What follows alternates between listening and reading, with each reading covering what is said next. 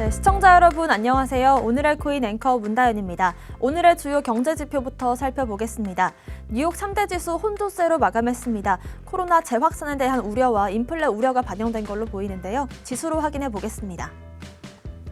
나스닥 선물지수 16,500선대입니다. S&P 500지수 4,700으로 올라왔고요. 골드는 횡보하고 있습니다. 테슬라는 강보합권, 코인베이스는 비트코인 조정세에 6%까지 하락을 했습니다. 비트코인 달러 기준으로 56,000선까지 내려오는 모습입니다. 오늘의 코인 주요 암호화폐 시황 보겠습니다. 일단 오늘 아침 비트코인 조정폭이 조금 커졌습니다. 53,000달러까지 잘 지켜주는지가 관건으로 보이는데요. 다른 알트코인들 한번 동향 살펴보겠습니다. 일단 여전히 주요 메타는 NFT입니다. NFT와 메타버스 관련된 코인들이 가격 방어와 상승률이 좋은데요. 특히나 샌드박스 같은 경우에는 알파 11월 29일 이 런칭 호재로 큰 상승을 보이고 있습니다. 반면에 디파이 코인들은 전반적인 약세를 보이고 있습니다. 디파이보단 NFT 쪽으로 좀 자금이 쏠린 걸로 보이고요. 레이어 2 코인들은 전반적으로 또 지지를 잘 해주면서 가격 방어를 하고 있는 모습입니다. 그리고 분산형 저장성 계열에선 스토리지만 홀로 독주 중입니다. 그 외 다른 코인들은 비트를 따라가는 모습인데요. 저장성 코인 중에는 웹 3.0과 연관되는 코인들이 많기 때문에 이 부분 잘 체크해서 투자하시면 좋을 것 같습니다. 오늘의 코인 이슈 짚어보겠습니다. 첫 번째 이슈는요. 크립토뱅크가 테조스와 블록체인 연구 개발을 위한 MOU를 맺습니다. 네, 가상자산 토털 금융솔루션인 크립토뱅크가 테조스 벤처스와 블록체인 연구 개발을 위한 업무 협약을 맺기로 했습니다. 테조스 같은 경우에는 국내외 유망한 블록체인 프로젝트를 지원하면서 사업 초기 단계에 있는 블록체인 회사를 대상으로 멘토링과 전문 지식, 코워킹 스페이스를 제공하는 곳입니다. 크립토뱅크 같은 경우에는 여러 거래소에 흩어져 있는 가상자산을 한 번에 볼 수 있는 곳인데요. 이 크립토뱅크 같은 경우에는 양방향 QR 결제 시스템을 통해서 가상자산의 실시간 결제를 지원할 예정이라고 밝혔습니다. 양방향 QR 결제 시스템 같은 경우에는 양방향 식별을 통해서 모든 페이의 결제를 동시에 지원할 수가 있습니다.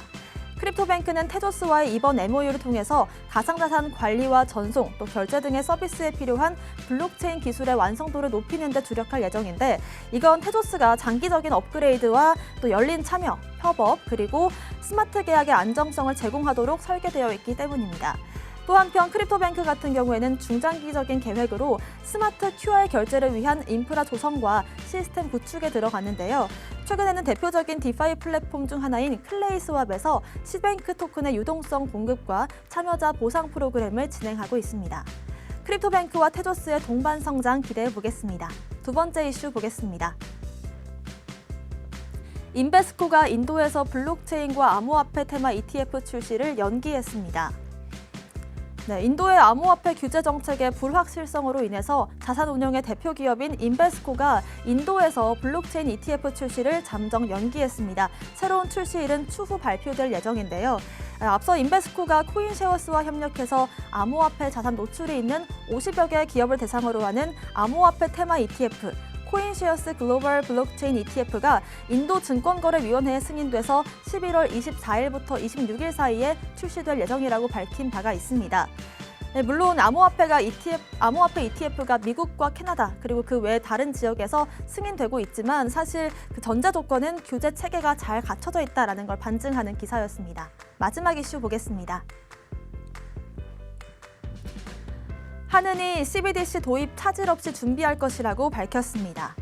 네, 한국은행이 18일 온라인으로 개최한 2021년 지급결제제도 컨퍼런스에서 최근 스테이블코인의 급속한 성장 같은 경우에는 현재 국제 송금 시스템이 느리고 접근성이 제한된 데다 고비용이라는 점이 일부 영향을 미친 것이라고 분석을 했습니다.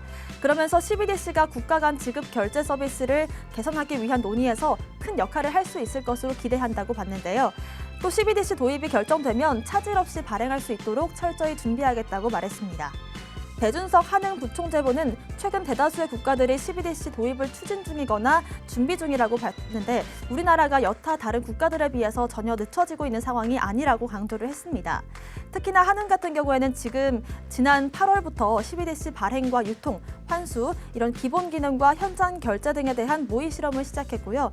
내년 6월까지 이걸 완료하겠다는 계획을 밝힌 바가 있습니다.